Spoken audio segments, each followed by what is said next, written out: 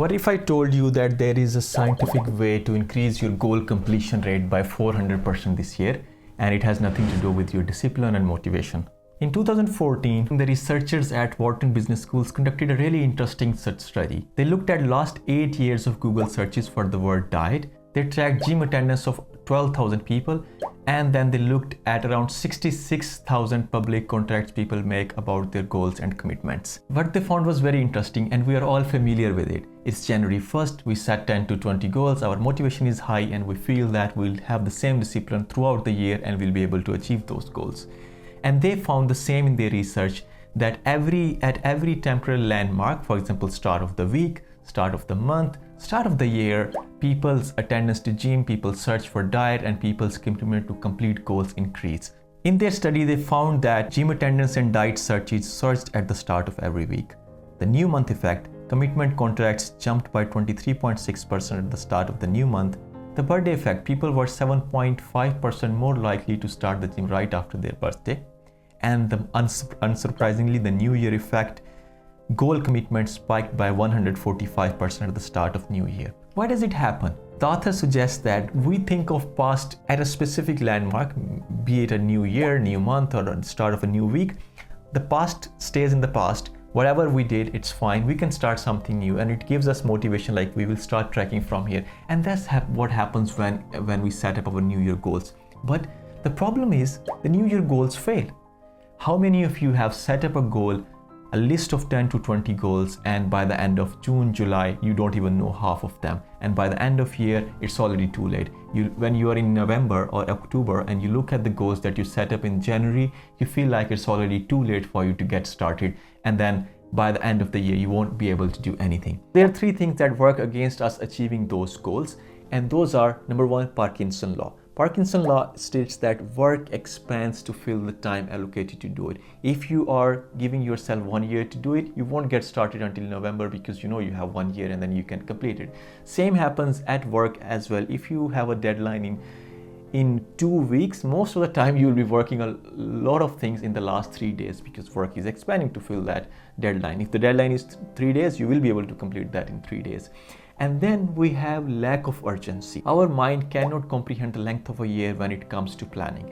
The goals we set up in January, we feel that we have enough time to achieve them by the end of December, but comes July, August, we already start feeling like, oh, we have lost half of the year, and we don't get motivated to start again, because the year is gone. And as the author suggests, we are more likely to do or start a goal at a temporal landmark. July, June, August, they are not a landmark for when we look at a year's length, so we don't start our goals. And third thing is, when we have 20 goals to do, we have a goal competition. We want to do everything, that's why we do nothing. And that's one of the major problems that I have faced over the years, until I discovered the better method to set up my yearly goal, which I'll mention in just a second. And when you have so many goals, you're not able to achieve any of them. So how to avoid this? And this is where I tell you, just create one goal, but do it 4 times a year. This is called quarterly goal setting system. So every quarter, set up a new goal. Now, the first question you might ask, but I want to do 20 things.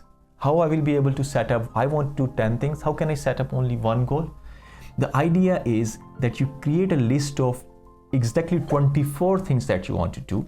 Then you select the most important 4 things that you want to complete by the end of year. You know, we know, you know, everybody knows that you won't be able to complete all 24 of them. Let's accept that. Let's live our life at a human pace rather than just trying to do everything. So make a list of 24 things.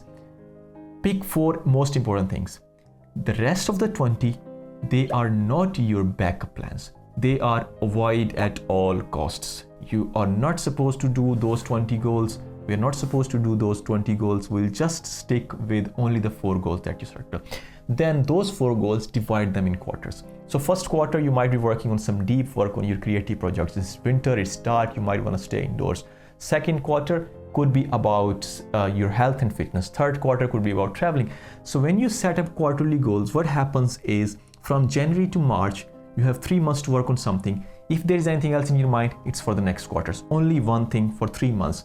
It allows you to use that Parkinson approach in a very useful way, because you'll have 3 months, you'll put all the effort in it. It also allows you to not be distracted. For some reason, if you're not able to do anything about the first goal, you failed the first goal, you were not able to get started, you were meant to start on January 1st, you couldn't start it, no problem. Comes March, you will start the new goal. And that's the temporal landmark, and that's how we will use this scientific study to increase our chances of achieving the goal by 400%. So every quarter, start a goal. And then to make it even better, give it a theme. So theme for my first quarter of the next year is mindfulness. I want to spend more time understanding why I do certain things and what are the things that I am unconsciously doing. I want to connect with my thoughts and my brain slightly better. And you will see those experiments come live on my YouTube channel as well.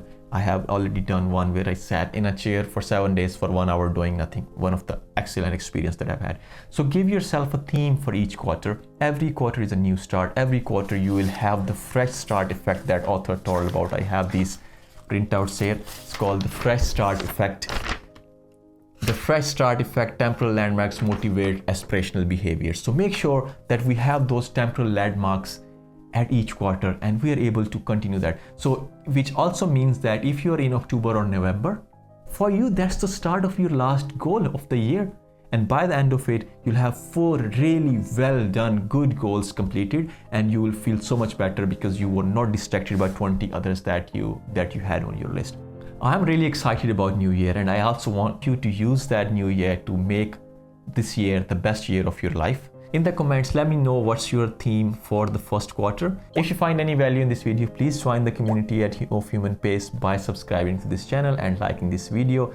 I have lots of plans in the next year to work on myself and share my journey with all of people who are on the same wavelength, and you will see a lot of content coming in the future. Thank you very much.